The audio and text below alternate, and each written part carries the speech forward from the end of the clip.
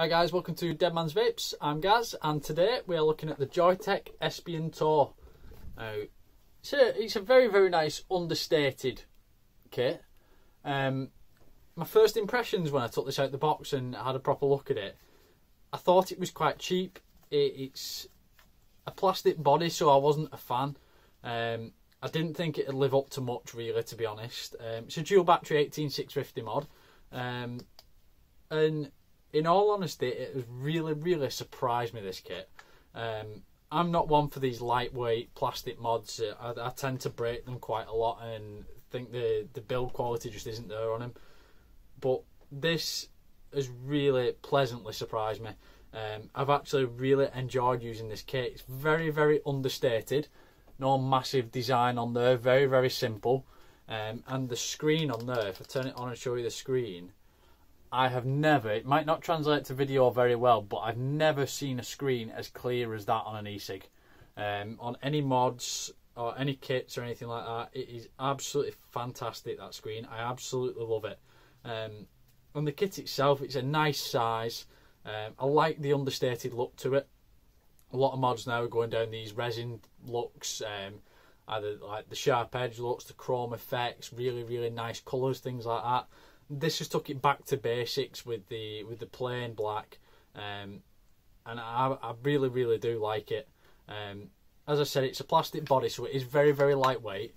Even with the two batteries in there, it is a lightweight mod, and you've got the ability of running 220 watts on there, so you can put pretty much any tank you want on there and still have a good battery life and have the power to be able to fire it as well.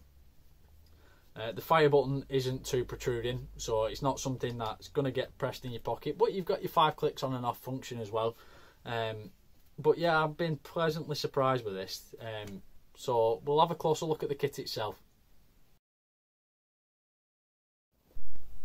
So this is the Joyetech Espion Tour.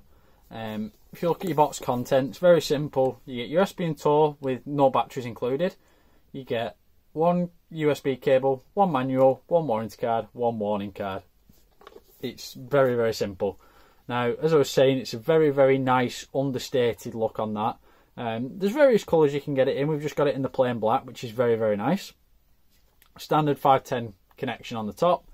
Your batteries, you just pull this door off, and you've got dual removable 18650s in there, which you can either charge externally in an external charger, or you've got the USB port on the side there, which you can also use for upgrading the firmware on this as well.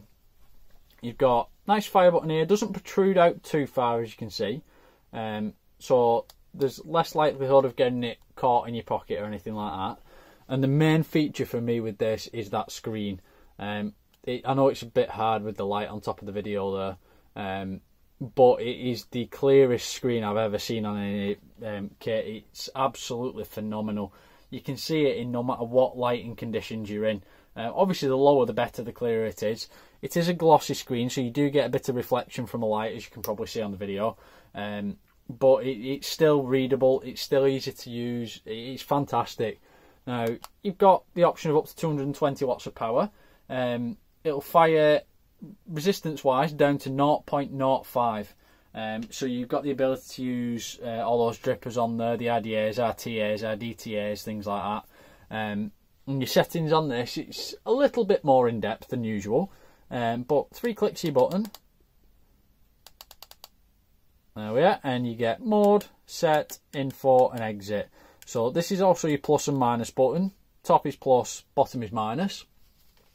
So if we go into mode, you've got VW, TC, TCR. So we just want VW. So 3 clicks again, set. You can lock your coil in, your resistance of your coil. You can set the power limit as well. So obviously the highest it'll go is 220, so that's what it's set at. But you can reduce that if you don't want to go over, let's say 110 watts, you can set it at 110. Let's go back into the menu. Now, stealth mode, on and off. Sub-para. So that is your amp drain, your puff counter, your puff time. Logo on and off, which you do with your firmware. Your preheat, your timeout, and obviously exit. And if we go on info, you can get the information on your batteries. So you see mine is slightly imbalanced, 4.05, 4.07. Not a massive deal really. Version gives you your firmware and your hardware version. And exit. So it's very, very simple to use. And as I said, it has surprised me. I took it out of the box, wasn't a fan. If you've seen my Aspire Puxos videos, you can see how much I don't enjoy the plastic mods and the lightweight mods. I have a tendency to break the panels on them just because they're so flimsy. But even though the plastic, I mean, there's not a lot of bend to that. It's still quite a nicely made kit. I wouldn't have any issues if I dropped this. I don't think I'd have any issues breaking it or anything like that. It is lightweight, so as I say, I prefer the heavier mods, but this has been a nice design, especially with that ridged effect.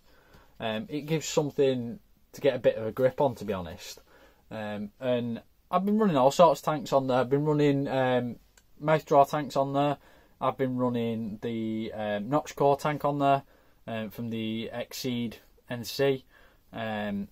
I've also had my Blitzen RTA on there, and it performs absolutely brilliantly.